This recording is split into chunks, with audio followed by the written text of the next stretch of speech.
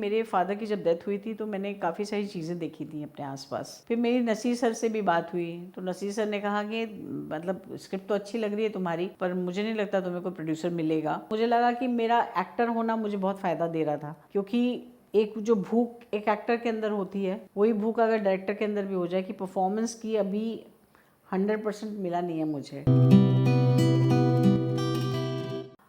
मैं जब दम लगा के आयशा की शूटिंग कर रही थी तो उस दौरान मुझे ऐसा लगा कि इस तरह की फ़िल्में अब ऑडियंस एक्सेप्ट करने लगी है, क्योंकि ये भी फ़िल्म वैसी ही बन रही है। आंखों देखी मैं ऑलरेडी कर चुकी थी, तो मुझे लगा कि अच्छा, तो ये सच्ची कहानी कही जा सकती है अभी। तो उस दौरान मैंने सोचा था, क्योंकि मेरे फादर की जब डेथ हुई थी तो मैंने काफ़ी सारी चीज़ें देखी थी अपने आसपास। तो मेरे दिमाग में बहुत सारी चीज़ें ऐसी थी जो मुझे लगता था कि मुझे कहनी है किसी से। मेरे दिमाग में ये भी था कि मैं शायद एक आर्टिकल लिख दूँगी या कभी बातचीतों में ये अपनी बात कहूँगी। लेकिन उस दौरान मैंने सोचा कि क्यों ना एक स्क्रिप्ट इसकी बनाई जाए। और जैसे मैंने आपसे कहा कि मुझे अपने लिए भी एक रोल लिखना था, जो अम्मा का रोल था, वो मैंने अपने आप को सोचते हुए कि मैं एक अच्छा रोल करना चाहती हूँ, फुल लेंथ रोल, जिसमें मैं पूरी तरह से लोगों को एक डिफरेंट शेड दिखा सकूं। तो मैंने वो डेवलप करना शुरू किया था तब दम लगा के आयशा में। उसके बाद फिर मुझे लगा कि पता नहीं, मतलब ठीक है, सोचा था लेकिन क्या बनेगा पता नहीं मुझे। उसके कुछ टाइम बाद जब मैं बॉम्बे वापस आ गई और काम करने लगी, तो मुझे अचानक से इसके सीन समझ में आने लगे कि अगर इस तरह से किया जाए तो एक सीन बन सकता है, ऐसे किया जाए। और मैं लिखने लगी और मैंने ऑलमोस्ट 7 से 10 दिन के अंदर अंदर ये स्क्रिप्ट कंप्लीट कर दी थी, क्योंकि वो एकदम आने लगे थे सीन्स मुझे, और मैं सीधा डायलॉग लिख रही थी और सीन लिख रही थी। वो 10 दिन में मेरी एक स्क्रिप्ट कंप्लीट हो गई, जिसमें इंटरवल भी था, एंड भी था। और मुझे लगा कि मैं अब सब लोगों को सुनाऊँ इस चीज़ को कि मैंने जो लिखा है। मैंने काफ़ी सारे लोगों को इकट्ठा किया और इसकी रीडिंग की।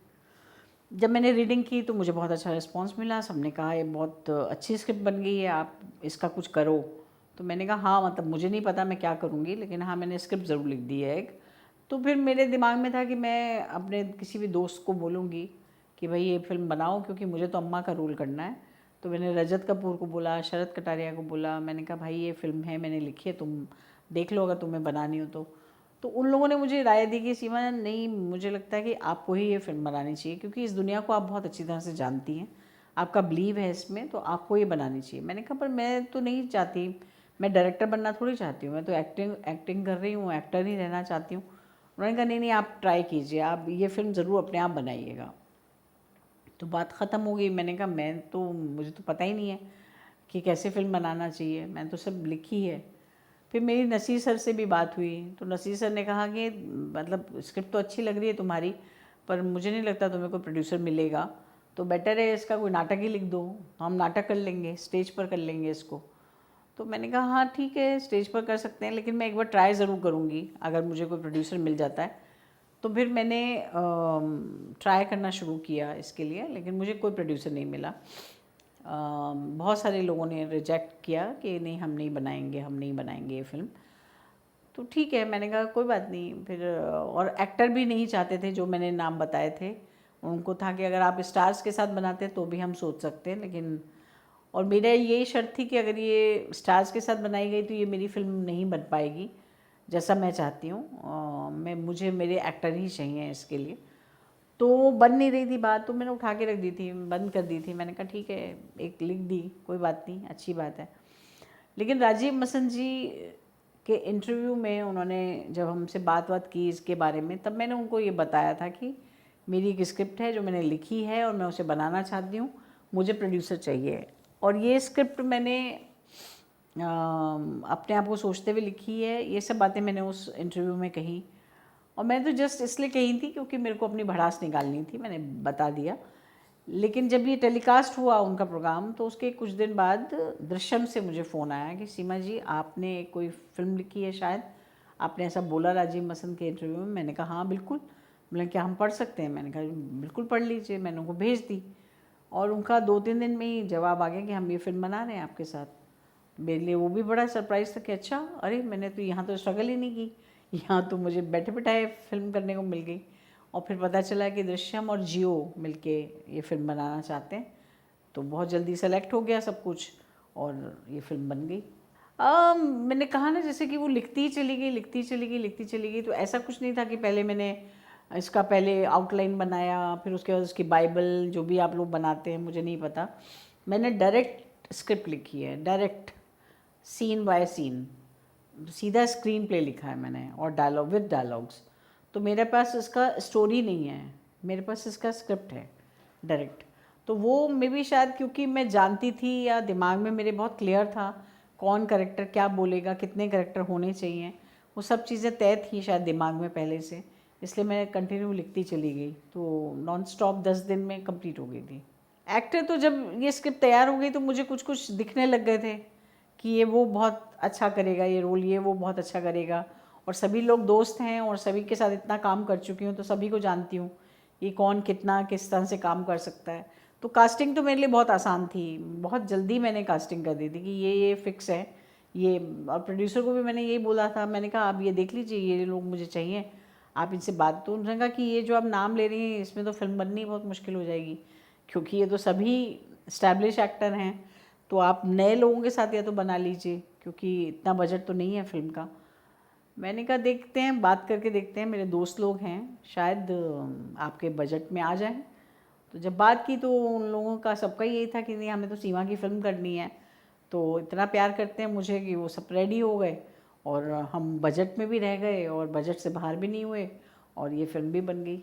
मुसीबत तो नहीं आई इसलिए क्योंकि मैं थिएटर से हूँ, तो ब्लॉकिंग तो मुझे आती है करनी प्लेस की, तो ब्लॉकिंग में तो मुझे कोई प्रॉब्लम आ नहीं रही थी। और जहाँ तक सवाल है, तो मुझे लगा कि मेरा एक्टर होना मुझे बहुत फ़ायदा दे रहा था, क्योंकि एक जो भूख एक एक्टर के अंदर होती है, वही भूख अगर डायरेक्टर के अंदर भी हो जाए कि परफॉर्मेंस की अभी 100% मिला नहीं है मुझे।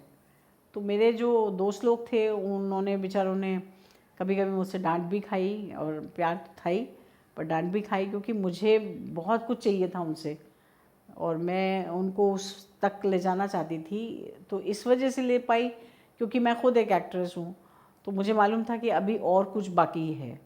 जबकि शायद सिर्फ अगर डायरेक्टर होती तो एक लिमिट तक आके मुझे लगता है अच्छा बस इतना ही है, अब इसके आगे कहाँ जाना है।